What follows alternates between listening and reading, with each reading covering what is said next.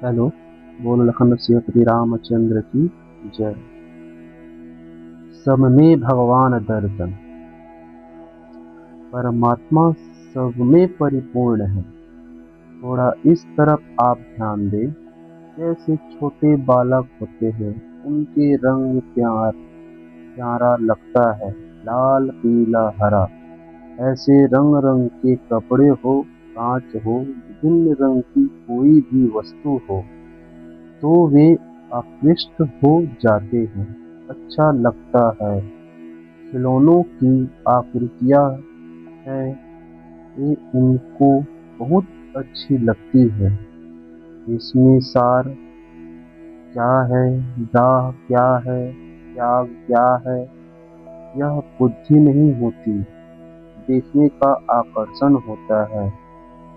विशेषताएं बड़ी अवस्था होने पर उनका मूल्य समझते हैं कि कीमती क्या है, कम मूल्यवानी क्या है, ज्यादा मूल्यवानी चीज क्या है, ऐसा समझते हैं। इसका अर्थ क्या हुआ? जो भोली अवस्था होती है, भोलापन होता है, वह ऊपर ऊपर की चीज देखता है और जितना समझता है वह गहरी रीति से देखता है। संसारक लोभ लग जाता है तो वह रुपयों की गहरी रीति से दिखता है। बस रुपए ही सार है, क्योंकि इनसे ही सब चीज आती है, तो वह रुपयों की तरफ आकर्षित होता है। बालक खिलौनों पर आकर्षित होता है। सांसारिक वस्तुएं रुपयों से मिलती है, तो वह रुपयों की ही मुख्य मानता है।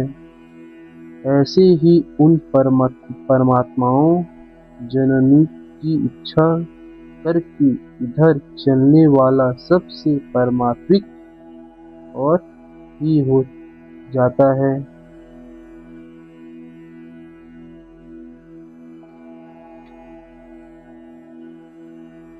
स्थूल से स्थूल जो चीज दिखती है, उस चीज के मूल्य में भी परमात्मा है। सुंदर से सुंदर चीज दिखती है, उसमें भी वह सुंदरता पर नहीं अटकता है, और सुंदरात्मा ही यह सुंदरता आई कहाँ से, ऐसे परमात्माओं को देखता है। सुंदर खिले फूल देखता है, सुंदर बगीचा देखता है, तो फूलों पर न अटक करके वे अटकता है कि यह सुंदरता इसमें कहाँ से भरी गई, कहाँ से आई यह सुंदरता, इनमें परमात्मा है, ऐसी कहाँ महत्ता दिखता है, बड़प्पन दिखता है। राजा महाराजा संत महात्मा यह किसी मिनिस्टर को दिखता है। बड़प्पन कहाँ से आया है, तो वह बड़प्पन परमात्मा तत्व दिखता है।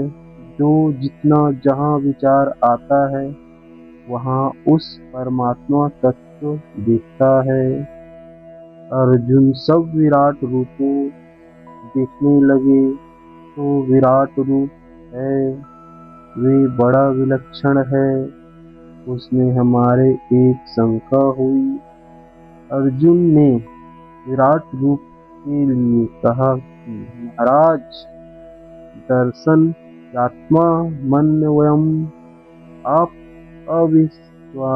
अविनाशी रूप को दिखाई दृष्टिमिच्छामि ते रूपैश्वरम।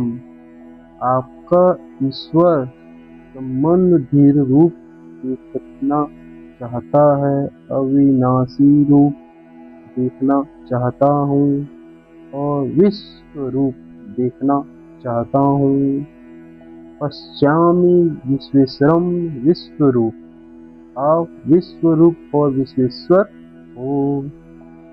आप थोड़ा ध्यान दें कि अगर संसार रूप देखा जाए तो संसार रूप अवयव नहीं है, मानो निराकार है, नहीं है। हरदम विकृत होती रहती है, हरदम ही बदलता रहता है। संसार हरदम बदलता है, किसी क्षण भी बदले बिना नहीं रह सकता। विश्व रूप है तो अवयव कैसे हैं, और अवयव है तो फिर भगवान का रूप कैसे है। यह एक पंचायती पड़ गई। तात्पर्य क्या है कि हम लोग देखते हैं विराटकों जो कि भगवान भवन स्वरूप है। जब तक अपनेपन में व्यक्तित्व है और जब तक राग है, तब तक इस संसार को भेदन करके परमात्मा तत्व नहीं पहुंच सकते।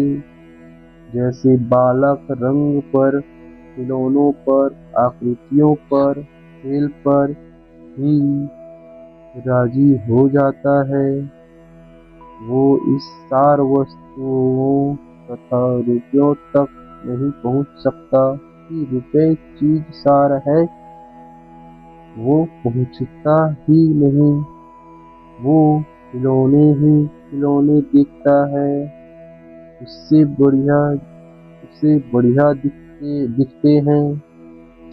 इस तरह जब तक इन नश्वर पदार्थ में राग और आकर्षक है, देता है, इसका मूल्य जब तक समझते हैं, तब तक इस परमात्मा स्वरूप को देखते हुए परमात्माओं नहीं जान सकते। खिलौने पर ही रखी है वृत्त। विराट रूप का वर्णन किया जाए, दिव्य विभूतियों का वर्णन किया जाए, भगवान के स्वरूपों का वर्णन किया जाए, तो परमात्मा तत्व नहीं पहुंचेगी। कारण कि राग है, न पदार्थों पर आश्रित है, न व्यक्तता है। भोगों पर तो यह एक चीज बैठी है, अपने में एक व्यक्तित्व है, और अंगाड़ी संसार में राग है। तब तक यह देखते हुए कि उस अविनाशी रूप को नहीं देखता। अर्जुन को भगवान ने अविनाशी रूप दिखाया। अविनाशी रूप दिखाया तो अर्जुन से कहा, पश्य मे पार्थ रूपाणि शतशोऽयत् सहस्रश। मेरे रूप को देख, सैकड़ों हजारों रूप को देख, ऐसे भगवान कहाँ दिया। और अर्जुन को यहाँ देख देख ऐसे 5 बार पश्य कहाँ है, पर अर्जुन को दिखता नहीं। इससे सिद्ध हुआ कि भगवान प्रकट रूप से हो गए हैं। तू देख, परंतु दिखा नहीं, देख सकता नहीं। तब भगवान ने कहा, न तू मा सकते दुश्मने नैव चक्षुषा। अपनी इन आँखों से मुझे नहीं देख सकता। दिव्य ददामि ते चक्षु। तुम्हारे को मैं दिव्य चक्षु देखता हूँ।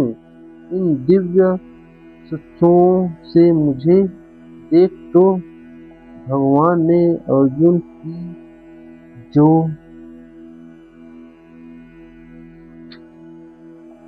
देखने की शक्ति हम लोगों जैसी है, इन अपनों में एक विलक्षण दिव्य शक्ति दे दी, जिससे दिव्य देवता दिख सके, दिव्य लोक दिख सके, दिव्य स्वरूप भगवान का दिख सके।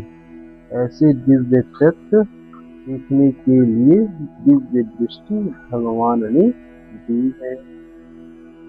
एक कथा याद आ गई, रघुवंशों में आती है कथा। जब महाराज दिलीप अश्वमेध यज्ञ करने लगे तो अश्वमेध यज्ञ में घोड़ा एक रखा जाता है जो सब जगह घुमाते हैं और वे सब पराजित हो गए।